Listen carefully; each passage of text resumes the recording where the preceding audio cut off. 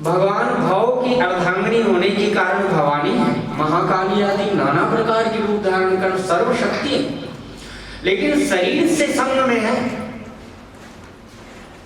लेकिन इनके मन स्थिति इतनी दूरंग मन ज्योति खान ज्योति रेकंतम में मन शिव संकल्पमस्तु।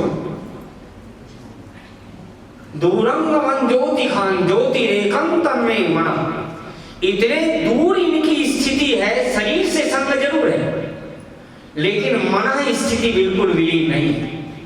वैसे नियम तो ऐसा ही होता है कि जब दुल्हन महारानी, हमें पता नहीं, गृह शास्त्र में जब ब्याह शादी हो जाए तो दूल्हा दुल्हन आते हैं तो सासू में भोजन वोजन तैयार बहन करवाती है, तो पहले दुल्हन को कहते हैं 5 कौर दुल्हे को खिला दो, बड़े प्यार से। अब हमारे रामायण में लिखा तो बताना पड़ता है, और हमारे रामायण में तो सेतु का काम किया है ना, वेद मार्ग के नाना प्रकार के विधि विधान, शास्त्र के बड़े कठिन विधानों को माताएं बहनें अपने लौकिक मार्ग में किस प्रकार से अनुभव कर लेती है, आनंद के साथ में भी, और वो वेद मार्ग का पालन भी हो जाता है। वेद मार्ग में कहते हैं प्राणाय नमः स्वाहा, व्यानाय नमः स्वाहा, समानाय नमः स्वाहा, उदानाय नमः, पंच प्राण के लिए इस प्रकार से फिर जल लेते हैं। तो कन्या भी जो है ना, दुल्हन महारानी कहती है मैं अपने पंच प्राण आपको समर्पित कर, 5 कौर नहीं 5 प्राण समर्पित कर। कितना एकता, हमारे बाहर की लौकिक रीति भी और वेद की रीति से भी अंतरंग और बहिरंग एकता, इसी को कहते भवानी शंकरो वंदे श्रद्धा विश्वास रूपियम। श्रद्धा ऐसी मिल जाए विश्वास के साथ, इतनी समर्पित हो जाए। सत धी धारणे धातु से भी श्रद्धा ही शब्द होता है। सत धी यानी बुद्धि, जिसने हमारी बुद्धि को, प्रज्ञा को जिसने जन्म दिया, उस सत्य परम सत्य पर के लिए जो समर्पित हो जाती है उसे ही श्रद्धा कहते हैं। जो समर्पित हो जाए, लीन हो जाए, अपने को तल्लीन हो जाए, समर्पित हो जाए, निष्ठा, एक रस, फिर विचार ना करें कि हमारे पतिदेव ने कहा क्या सत्य होगा क्या असत्य होगा, बस उनके कदमों पर उनकी उपासना में भी लीन हो जाए। और आज यहाँ सती ने यही अपना स्वीकार किया था। गोस्वामी तुलसीदास जी वर्णन करते हैं कि बाहर से तो संग है लेकिन अंतरंग दूरी कितनी ज्यादा है। जिस प्रकार से दक्ष प्रजापति को प्रजापति तो बना दिया है, वह शिव का ससुर भले बन गया हो, पिता भले बन गया है, फादर इन लॉ बन गया हो, ससुर बन गया हो, लेकिन वह पिता बनने पर भी उसके पास में इतना वात्सल्य नहीं, करुणा नहीं, क्षमा नहीं और समझ नहीं है कि भगवान शिव चिदानंद स्वरूपी, और वो शिव से मन ही मन ईर्षा और द्वेष उत्पन्न करने लग गया। और जन्मों जन्मों का पिता का होगा तो बेटे में भी आ गए। ब्रह्मा जी के मानसिक होगा ऐसा विचार कि कहीं इस शिव जी का तो कोई मतलब होता ही नहीं, तो मेरा ही क्यों होता रहता है बात, मेरा ही क्यों सिर काटा गया। तो कहीं न कहीं बहुत, देखो ना, देव कोटियों में भी ये होती है माताएं।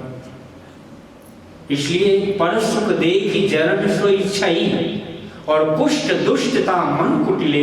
हे भगवान, हमारे गुरु महाराज ने कहा कोई कितने अच्छे संत हो, बड़े हो, किसी का धन स्वर्ण के समान भी हो, लेकिन तुम्हारी दृष्टि में ये होना चाहिए किसी ने अभी उल्टी कर दी।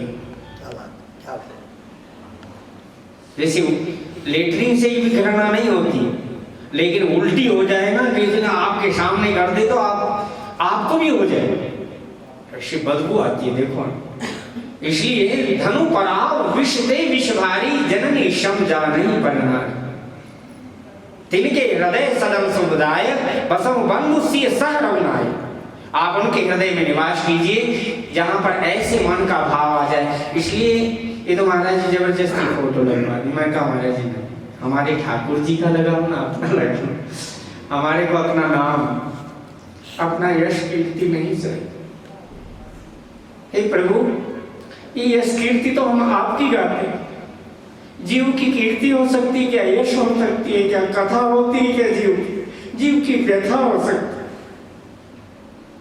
जीव तो पावन आपकी कथा से होते, हम तो आपके सेवक हैं, हम तो आपकी झाड़ू लगाने, हम तो सेवा करने वाले, हम तो नीच टहल गृह के सब करी हो, पद पंकज बिलो के बहुत तरी हो। मीरा जी ने कहा ना, प्रभु जी माने चाकर राखो जी, चाकर राखो बाग लगाशो, नित उठ दर्शन पाशो।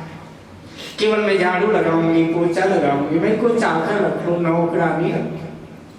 हमारे संत लोग कहाँ, बड़े से बड़े संतों ने कहा गाया, बड़े भाव से हमारे तुलसीदास जी ने इतनी भाव की कर, मैं तो बस दैन्य भाव से जीवन में रहना चाहिए, कभी अभिमान न छो। तीन, यदि विचार बुद्धि में है तो समझ लेना कि बुद्धि में मलिनता के तीन ही लक्षण होते, पुत्रैषणा, वित्तैषणा और लोकैषणा।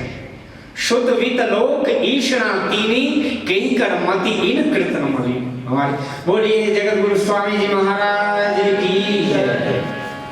आज